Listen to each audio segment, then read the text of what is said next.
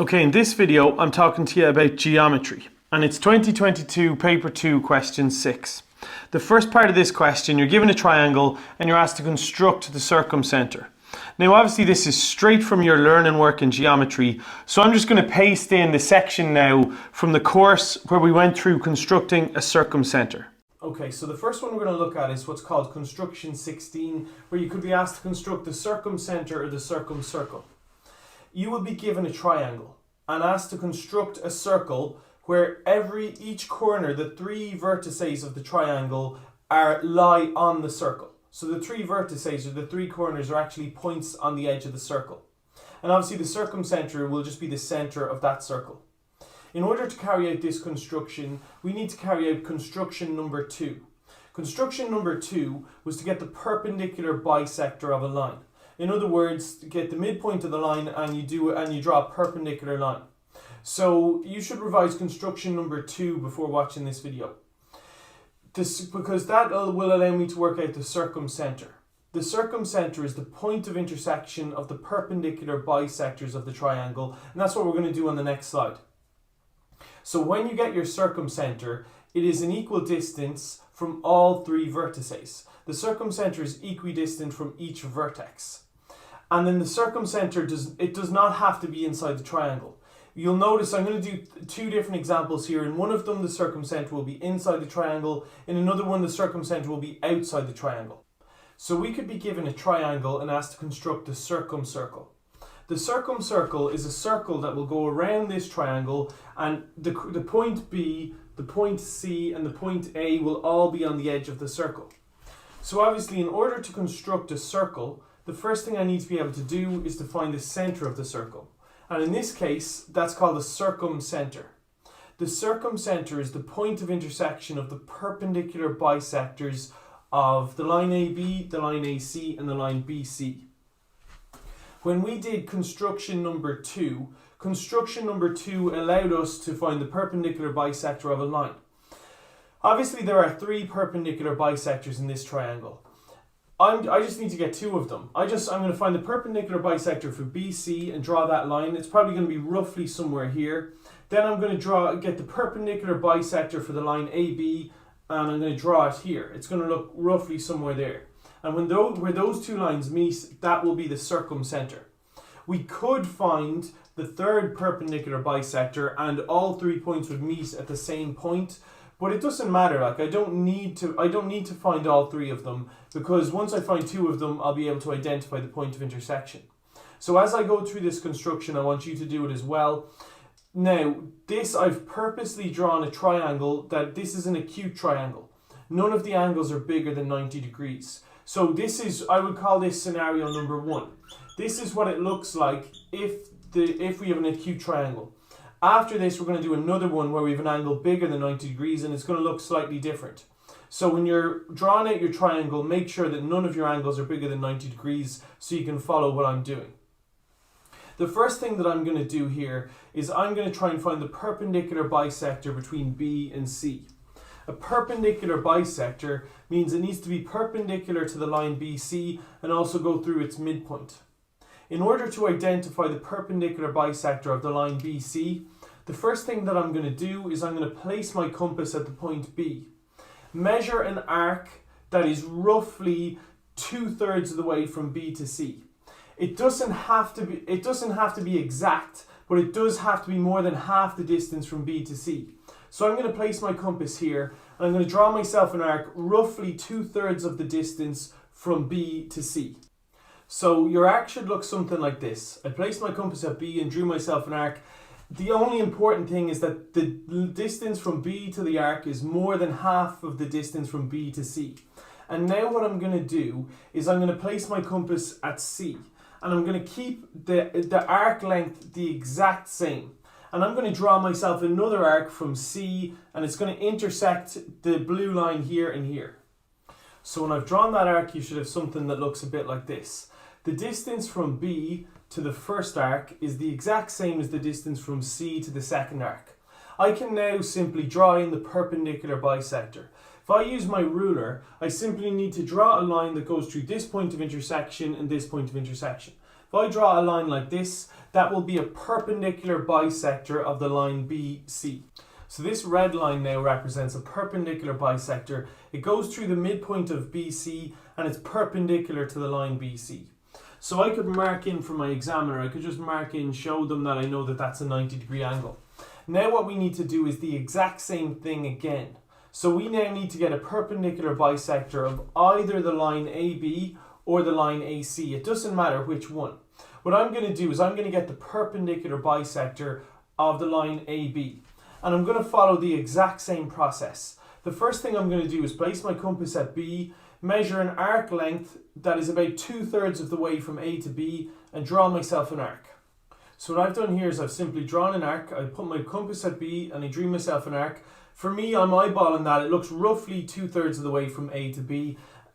It just needs to be rough. It doesn't have to be exact. So I'm going to keep my compass at the exact same distance, and I'm going to place it at A, and I'm going to draw another arc that intersects this blue line in 2 different places. So I've drawn myself another arc. I put my compass at A and I drew my arc, and it looks like this. So the distance from B to this arc is the exact same as the distance from A to this arc. The arcs intersect at this point and at this point. So now if I just simply draw myself a line joining up those 2 points, that's my second perpendicular bisector. Okay, so we simply join up the 2 points where the arcs intersect, and that gives me my second perpendicular bisector. What I could do is I could get a third perpendicular bisector. I could get this one, the perpendicular bisector of AC, but I don't need to.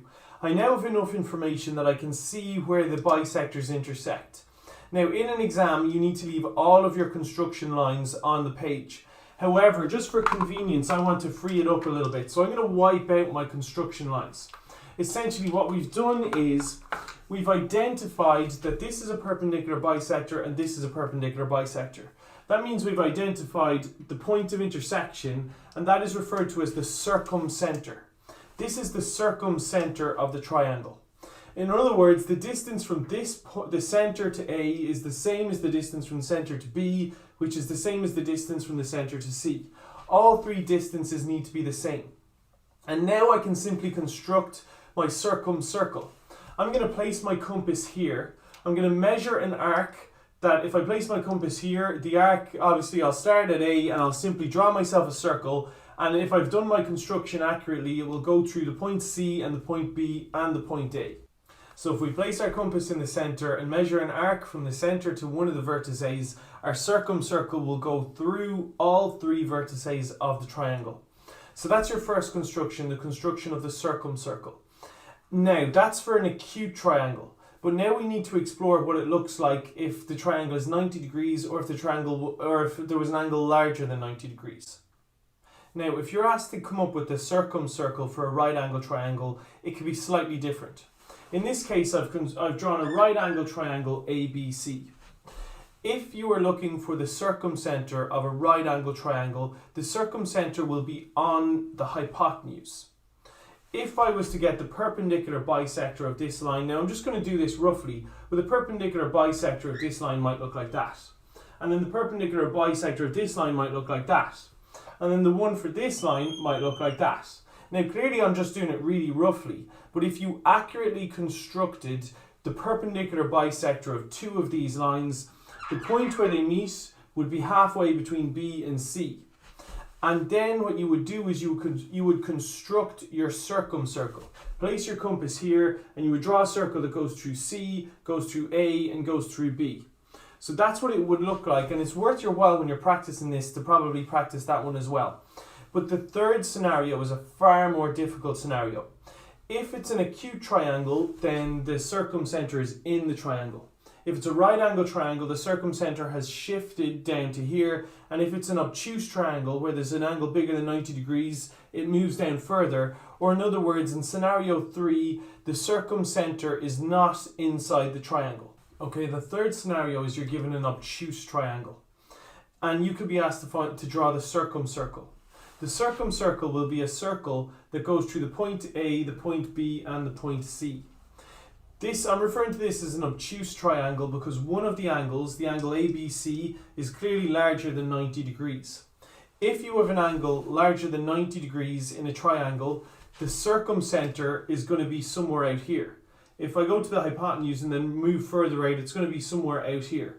When I work out, I'll work out the point of intersection of the perpendicular bisectors will actually be outside the triangle, but then once again I'll draw myself a circle. Other than that, the construction is the exact same. I need to get the perpendicular bisector of two of these sides. I'm going to start off by getting the perpendicular bisector of AB. So I'm going to place my compass at the point A and measure an arc that is roughly 2/3 of the way from A to B, and then just simply draw myself an arc. Once I've drawn that arc, I'm going to keep my compass at the exact same distance, and I'm going to place my compass at the point B and draw another arc that intersects the blue one in two different places. So the distance from A to the first arc is the exact same as the distance from B to the second arc. And if I join up the 2 points of intersection of the arcs, that will be a perpendicular bisector going through the line AB. So when I joined up those two in red, and I now have a perpendicular bisector of the line AB. I need to find one more perpendicular bisector, and in this case I'm going to use the line BC to find a perpendicular bisector. The first thing that I need to do is place my compass at B and draw myself an arc that is roughly 2/3 of the way to C. I'm going to draw myself an arc like this. When I placed my compass at B, I drew myself an arc, and it just happened to merge with one of my previous arcs, but that's fine. It gets very, very messy here. You have so many different arcs. I've placed my compass at B and I've drawn an arc that is roughly 2/3 of the distance. I'm going to keep my compass at this distance, place it at C, and draw myself an intersecting arc. So I placed my compass at C and drew my arc, and I can identify the points of intersection of the two arcs are here and here. If I now draw myself a line through those 2 points, I will have my second perpendicular bisector of the triangle. So if I join up those two black dots, I have my second perpendicular bisector.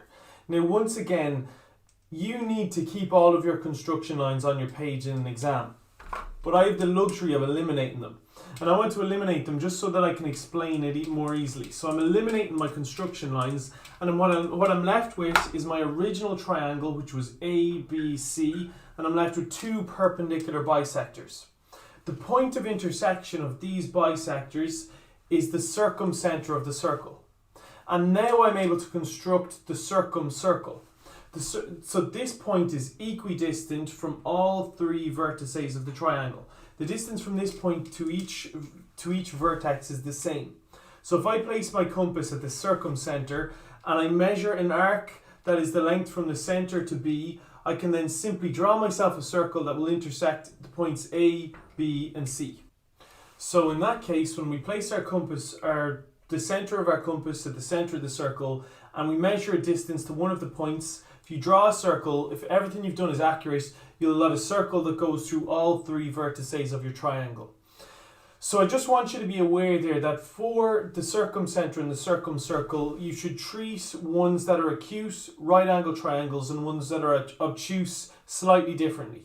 If it's acute, the center of the circle is in the triangle. If it's a 90 degree, if it's a right angle triangle, the center is on the hypotenuse. And if it's an obtuse triangle, the center is further away, it's outside. Now, that's all that you need to know in terms of the construction. Okay, in part B, we're given a diagram. And we're asked to work out what is the angle ADC. What I'm going to do is just fill in all the angles on the diagram first, and then I'll go through what you should actually write down to get the marks. So first of all, we're told that AB is the diameter of the circle. And obviously that means that the angle here at the center is a 180 degree angle. Remember your theorem that says that if you have an angle standing on a given arc at the center of a circle and another angle at the edge of the circle standing on the same arc, the angle at the edge of the circle has to be half of the angle at the center of the circle. In other words, if that's 180 degrees, this has to be 90 degrees. That's also one of your corollaries that you should have learned. If you've a point at the edge of a circle standing on a diameter, it's a 90 degree angle. Another piece of information we're given is that this is an isosceles triangle, that the side AD and the side DB are equal to each other. So obviously if that's 90 degrees, then the angle here has to be 45 and the angle here has to be 45. So it's relatively easy to get the three angles in the triangle ADB straight away. But obviously we're not actually concerned with that because there's another point out here and it's labelled as C. I want you to notice that B is standing on the arc DA. and C is also standing on the arc. You join it to D and you join it to A. So the point there is that B and C are standing on the same arc. Another one of your corollaries is that if you have angles at the edge of a circle standing on the same arc, then they have to be equal to each other. So the angle here, ABD, that's a 45-degree angle, and it has to be the same as this one. So obviously the angle ACD is also a 45-degree angle. Now, the question tells me that the angle here is 40 degrees. Let's look at the triangle ADC. I know this angle is 40 degrees, I know this angle is 45 degrees, so obviously I can work out the entire angle ADC. ADC will be 180 minus 40 minus 45, so that means that this angle, and our final answer, is 95 degrees. Now obviously it's not sufficient to just mark in all the values on your diagram, so let's go through what you should actually write out to get the marks there. So to get the marks, you should justify what I'm after doing in the diagram. The first thing I said was that the angle ADB is a 90-degree angle because it's standing on a diameter. The second thing we said was that the angle ABD has to be the same as the angle DAB, and they must both be equal to 45 degrees because it's an isosceles triangle. Then we noticed that the angle at C, the angle DCA, and the angle at BABD are both equal to each other. They must both be 45 degrees because they're standing on the same arc. Once you had two angles in the triangle ADC, it's easy to get the angle you're actually looking for. It's 180 minus 40 minus 45, and that gives me 95 degrees. So that would get you the marks. That's the actual work that you should show. Okay, in the final part of this question, we're still talking about circumcenters and circumcircles.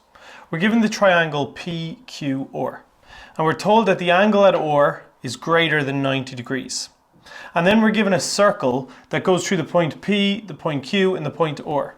In other words, we're given the circumcircle of the triangle. And remember that the center of that circle is referred to as the circumcenter. We're told that the center of this circle is the point O. And we have to prove that it's impossible for the point O to be inside the triangle. Now there's a number of different ways of doing this, but the one they've hinted with you first is the easiest. They've kind of hinted in the question that you can do this as a proof by contradiction. And if you're going to do it like that, they've said you should start by assuming that O is in the center, that O is inside the triangle. And remember, if you're doing a proof by contradiction, you're trying to prove that your initial assumption is actually wrong.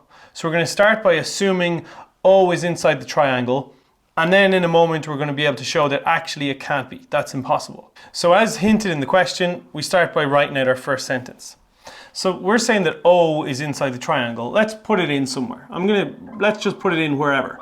I'm saying that maybe that's the center of the circle. Maybe that's the point O. That's the circumcenter for our triangle or for our circle. Now what I want to do is join up P to O. If you join P to O and you join Q to O, I want you to think about the angle at O, the angle here in the center. Obviously the line from P to Q is a straight line. If it's a straight line, then that means it has a 180-degree angle. It's got straight angles. So if O is somewhere inside the triangle, then the angle that I'm after labeling, it has to be less than 180 degrees. Because if the angle here is 180 degrees, obviously O goes from P, we're going in a little bit and then back out to Q. That angle has to be less than 180 degrees. So that's our next statement. That's the next thing we're going to state. So the second thing we state is, since we're assuming O is inside the triangle PQR, then I can say for a fact that the angle POQ, it's definitely less than 180 degrees. I don't know what it is, but I know it's definitely less than 180 degrees. We no longer care about this line PQ, so I'm just going to cross it out. Now you should remember one of your theorems, one that we focus on a lot in third year and we've also studied in sixth year. I want you to think about the arcs here. The angle at O is standing on the arc PQ. O goes to P and O goes to Q, so it's standing on this arc. And I want you to look now at the angle OR. OR is at the edge of the circle, but it's standing on the same arc. OR goes to P, OR goes to Q. And hopefully now you remember the theorem we've studied. If you have a point at the center of a circle standing on a given arc, it has to be twice as big as a point at the edge of the circle that is standing on the same arc. So because O and OR, I'm assuming that O is the center of this circle, and OR is at the edge of the circle, I know that, and they're on the same arc, that means that the angle at OR has to be half as big as the angle at O. But I've already contradicted myself, because I've said the angle at O is definitely less than 180 degrees, and in the question they told me that the angle at OR is more than 90 degrees. So already this doesn't make sense. You know, the next thing I'd say is that a half times the angle POQ, in other words, a half of this angle has to be the angle PRQ. If I multiply this angle by a half, it has to give me this angle. So a half the angle POQ is equal to the angle PRQ. And since I know that the angle POQ is definitely less than 180 degrees, the logic follows that the angle PRQ has to be less than 90 degrees. But sure, the question said the angle PRQ is bigger than 90 degrees, so it's contradicted. Obviously that means that this sentence, assuming O is inside the triangle, is not valid. The point O is outside the triangle. So you'd finish off by saying this is a contradiction and the point O must be outside the triangle. Or in other words, O is not inside the triangle.